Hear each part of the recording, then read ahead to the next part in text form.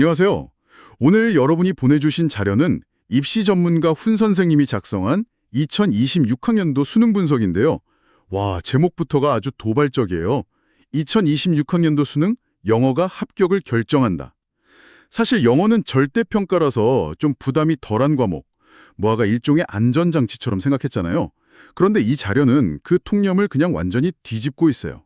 오늘 이 자료를 바탕으로 어떻게 영어가 입시판의 가장 무서운 변수가 되었는지 그 이유와 해법까지 한번 깊게 파고들어 보겠습니다. 네, 많은 수험생분들하고 또 학부모님들이 이번 수능 결과 때문에 정말 큰 충격을 받으셨어요.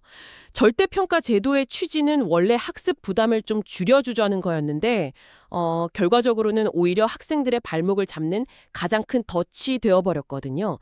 왜 이런 역설적인 상황이 벌어졌는지 그 구조적인 문제를 들여다보는 게 오늘 이야기의 핵심이 될 것 같습니다. 그럼 오늘 분석의 핵심을 꿰뚫는 숫자 하나부터 바로 시작해보죠. 바로 3.11%입니다. 이게 뭐냐면 이번 2026학년도 수능 영어에서 1등급을 받은 학생의 비율이에요. 전년도에 거의 반토막인데 이게 왜 그렇게 중요하냐면요.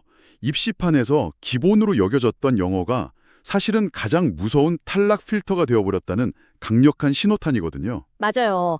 바로 그 3.11%라는 숫자가 모든 혼란의 시작점이었습니다. 특히 수시, 그러니까 조기 지원 전형의 판도를 완전히 뒤흔들어 놨죠.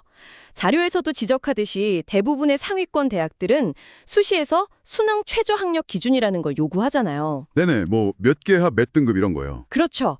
그런데 많은 학생들이 여기서 영어를 1등급으로 딱 고정시켜 놓고 전략을 짜거든요. 아, 그렇죠. 영어가 1등급 나와주면 다른 과목 부담이 확 줄어드니까요. 일종의 전략적 교두보로 삼는 거군요. 그런데 그 믿었던 영어 1등급을 받은 학생이 100명 중 3명밖에 안 된다는 건 와, 이건 계획이 완전히 어그러지는 건데요. 바로 그겁니다. 최상위권 학생들 중에서도 예상치 못하게 영어 2등급을 받으면서 이 최저 기준을 못 맞추는 경우가 속출한 거예요. 그럼 대학 입장에선 어떻게 될까요? 최저 기준을 통과한 지원자가 줄어드니까 원래 뽑으려고 했던 인원을 다 못 채우게 되는 거죠. 아, 그래서 수시에서 미달된 인원이 정시로 넘어가게 되는 거군요. 잔료에 나오는 수시 2월 인원이라는 게 바로 그거고요. 네, 이게 어떤 나비 효과를 가져오냐면요. 첫째로 수시에서는 영어 1등급을 받은 것만으로도 엄청난 비교 우위를 갖게 돼요. 경쟁자들이 알아서 탈락했으니까요. 그렇죠. 둘째로 정시판이 예상보다 훨씬 커져버리는 거예요. 수험생 입장에서는 정시 모집 인원이 늘어나니 기회라고 생각할 수도 있지만 동시에 수시에서 떨어진 실력 좋은 학생들이 정시로 대거 유입되면서 경쟁은 훨씬 더 치열해지는 거죠. 결국 영어 등급 하나가 입시판 전체의 유동성을 키우는 거대한 촉매제가 되어버린 겁니다. 들어보니까 이건 단순히 한 과목을 잘 보고 못 보고의 문제가 아니네요. 영어 성적 하나가 도미노처럼 수시와 정시판 전체를 흔들어버리는 상황이군요. 그런데 자료를 보면 정시에서는 영어의 영향력이 이걸 넘어서 훨씬 더 직접적이고 강력해진다고 해요. 지원 가능한 대학의 급 자체를 결정해버린다는데 이건 또 무슨 얘기인가요? 여기가 정말 중요한 지점인데요.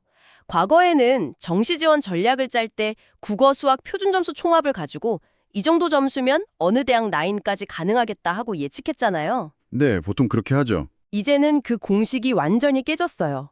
영어 등급이 그 예측을 무의미하게 만드는 가장 결정적인 변수가 된 거죠. 총점이 같아도 영어 등급에 따라 결과가 완전히 달라진다는 말씀이시죠? 완전히 달라지죠. 대학마다 영어를 점수에 반영하는 방식이 정말 천차만별이기 때문이에요.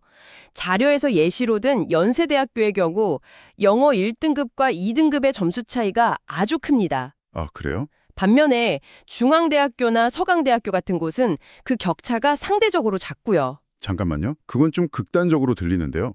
예를 들어서 국어랑 수학에서 소위 만점에 가까운 압도적인 표준 점수를 받았다면 영어 2등급으로 깎이는 점수 정도는 충분히 만회하고도 남는 거 아닌가요? 정말 그 정도로 치명적인가요? 그게 바로 많은 학생들이 하는 착각이에요. 최상위권 정시 지원은 0.1점, 0.5점 차이로 합격이 갈리는 살얼음판이거든요. 연세대학교 방식으로 점수를 환산하면 영어 2등급으로 인해 깎이는 점수는요.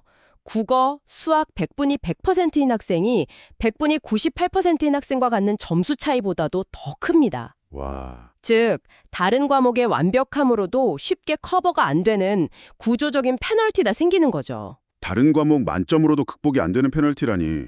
그건 그냥 지원하지 말라는 수준의 메시지처럼 들리네요. 그렇죠. 그래서 이제는 지원 전략의 순서가 완전히 바뀐 거예요.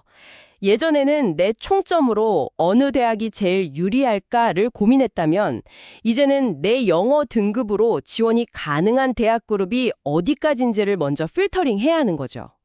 여러분의 영어 등급이 사실상 지원할 수 있는 대학들의 그룹을 정해주는 마스터키가 되어버린 셈이에요. 그렇군요.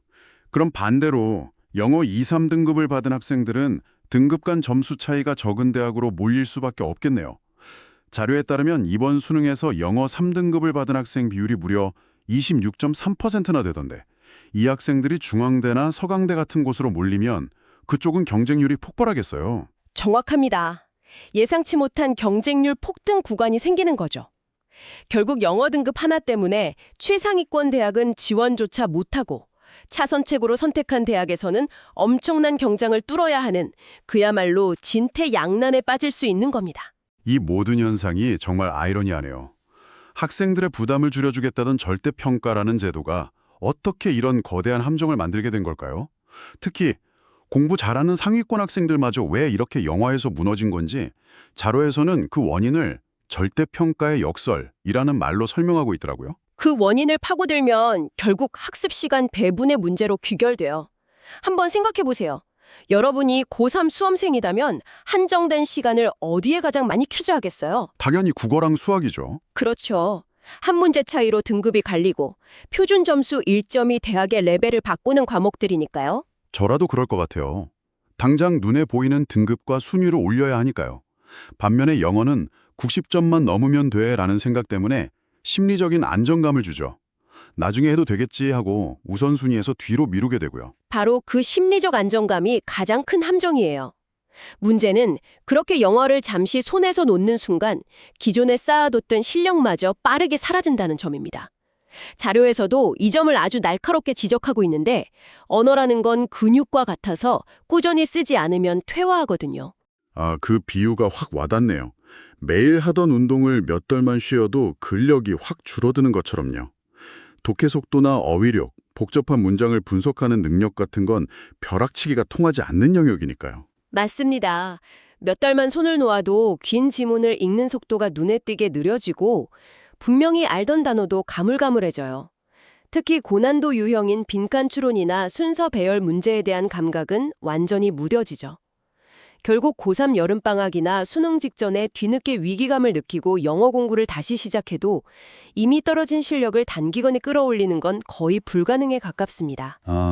결국 절대평가라는 제도가 영어를 소홀히 해도 괜찮다는 착각을 유발하고 그 결과 많은 학생들을 배신해버린 셈이죠. 들어보니까 절대평가라는 이름이 만든 함정에 학생들이 제대로 빠진 셈이네요. 정말 역설적인 상황인데 그럼 이 함정에서 빠져나올 방법, 이 자료에서는 뭐라고 제시하고 있나요? 이 자료가 아주 명확한 해법을 제시하는데요. 핵심 키워드는 두 가지예요. 선제적 완성과 안정적 유지. 즉, 남들보다 먼저 끝내고 그 실력을 꾸준히 지켜나가라는 거죠. 선제적 완성이라. 그냥 미리 공부하라는 막연한 얘기는 아닐 것 같은데요. 구체적으로 어떤 의미인가요? 자료의 표현을 빌리자면 영어부터 끝내라는 겁니다. 고3이 되면 국어, 수학, 탐구 과목에 시간과 에너지를 온전히 쏟아부어야 하잖아요. 그러기 위해 고2 겨울방학까지는 영어를 목표 수준으로 만들어 놓아야 한다는 전략이죠. 여기서 말하는 목표 수준이라는 게 중요하겠네요. 그냥 모의고사에서 어쩌다 90점 한번 넘는 수준을 말하는 건 아닐 테고요. 그렇죠. 여기서의 목표 수준이란 시험 난이도나 컨디션에 상관없이 안정적으로 95점 이상을 확보할 수 있는 실력을 의미해요. 90점에서 92점처럼 1등급 턱걸이를 하는 실력은 수능 당일 약간의 변수만 생겨도 바로 2등급으로 미끄러질 수 있는 아주 위험한 점수대거든요. 아, 그렇군요. 네, 95점 이상을 받을 수 있는 실력을 갖춰놔야 어떤 불수능이 와도 흔들리지 않는 버퍼존이 생기는 거죠. 알겠습니다. 그럼 두 번째 키워드인 안정적 유지는 뭔가요? 실력을 완성한 뒤에 손을 놓으면 다시 실력이 떨어질 테니 그걸 막기 위한 장치겠군요. 맞아요. 그런데 많은 학생들이 여기서 또 실수를 해요. 영어를 유지한다고 하면서 일주일에 한 번씩 모의고사를 통째로 푸는 식으로 부담스럽게 접근하거든요. 그러다 보니 금방 지치고 다른 과목 공부에도 강해가 되죠. 유지하는 시스템이라는 게 좀 막연하게 들리기도 해요. 구체적으로 어떤 방법이 있을까요? 매일 EBS 지문 3개씩 풀기, 뭐 이런 건가요? 바로 그런 겁니다. 중요한 건 의식적인 노력을 최소화해서 양치질처럼 습관으로 만드는 거예요. 예를 들어 등교하는 지하철 안에서 단어 앱 10분 보기, 점심 먹고 나서 가장 어려워하는 유형의 고난도 지문 딱 하나만 정밀하게 분석하기, 네. 잠들기 전에 그날 분석했던 지문 한번 소리내서 읽어보기, 이런 것들을 공부라고 생각하는 순간 부담이 되지만 언어의 감을 유지하기 위한 루틴이라고 생각하면 전혀 다릅니다. 이 자료는 이게 바로 절대평가 시대에 맞는 가장 효율적인 영어 학습법이라고 강조하고 있어요. 선제적으로 실력을 완성하고 최소한의 에너지로 그 감각을 유지하는 시스템을 만든다. 굉장히 전략적인 접근이네요. 그럼 마지막으로 필요한 건 뭘까요? 결국 이 모든 전략의 바탕이 되는 인식의 전환입니다. 영어를 바라보는 관점 자체를 근본적으로 바꿔야 한다는 거죠. 인식의 전환이라. 그건 구체적으로 어떤 걸 의미하나요? 영어를 더 이상 절대평가 과목 혹은 점수 따기 쉬운 과목으로 보면 안 된다는 뜻이에요. 대신 수시에서는 최상위권 대학에 들어가는 입정권이고 정시에서는 내가 지원할 수 있는 대학의 서열을 결정하는 가장 중요한 전략 과목이라는 그 가치를 명확히 인식해야 합니다. 단순히 공부만 할 게 아니라 그렇죠. 대학별 영어 반영 방식과 등급 간 점수 차이를 정밀하게 분석해서 나에게 가장 유리한 지원 포트폴리오를 짜는 데까지 나아가야죠. 영어를 단순한 점수 과목이 아니라 전체 입시 전략을 좌우하는 상수로 만들어야 한다는 겁니다. 오늘 분석을 정리해볼 시간이네요. 2026학년도 수능 결과는 우리에게 아주 명확하고도 서늘한 메시지를 던졌습니다. 영어는 더 이상 절대평가니까 나중에 해도 괜찮아 라고 위안을 삼을 수 있는 과목이 아니라 수시와 정시 양쪽에서 여러분의 합격을 좌우하는 가장 중요한 전략적 변수가 되었다는 것. 네, 이 자료의 결론처럼 이제 영어 학습을 모든 입시 전략의 출발점으로 삼아야 해요. 영어를 조기에 안정적으로 확보하는 것이 다른 과목에서의 성공과 최종적인 입시 성공을 위한 가장 중요한 전제 조건이 된 셈이죠. 절대평가라는 달콤한 이름에 속아서 영어를 소홀히 했을 때 치러야 하는 대가는 우리가 생각했던 것보다 훨씬 더 혹독할 수 있습니다. 오늘 분석을 통해 영어가 가진 새로운 위상을 확인했는데요. 여기서 한 가지 더 생각해 볼 거리가 남는 것 같아요. 절대평가인 영어가 사실상 상대평가보다 더 극심한 변별력을 갖게 된 이 현상이 앞으로도 계속된다면 입시 지형은 또 어떻게 변하게 될까요?